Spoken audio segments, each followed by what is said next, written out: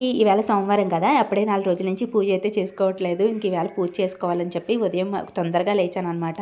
ఇల్లంతా నీట్‌గా కడిగేసుకున్నాను. కడిగేసుకున్న తర్వాత నేను కూడా స్నానం చేసి వాకిల్లో ముగ్గులవి పెట్టేసుకున్నాను. ఇంక తులసమ్మ దగ్గర కూడా ముగ్గు పెట్టేసి పిల్లలకి పాలైతే కాస్తానండి. అప్పటికే లేట్ అయిపోయిందనమాట. ఇంకా టిఫిన్ అయితే బయట నుంచే తెప్పించేసాను. లంచ్ బాక్స్ కూడా అవ్వలేదు. తర్వాత పట్టుకెళ్తా అన్నారు మా హస్బెండ్.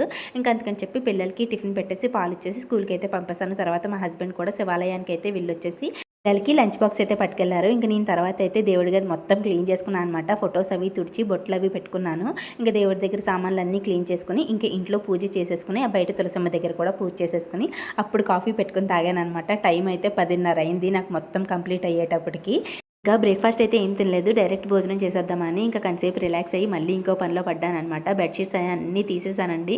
ఇంకో జత వేసుకుంటూ వచ్చాననమాట ఒక్కొక్కటిగా. ఇంకా తర్వాత లంచ్ టైంకి అయితే పప్పు వండాను కదా, వడియాలు అయితే వేపుకున్నాము. మీరైతే ప్లీజ్ వీడియోని లైక్ చేయండి. బాయ్.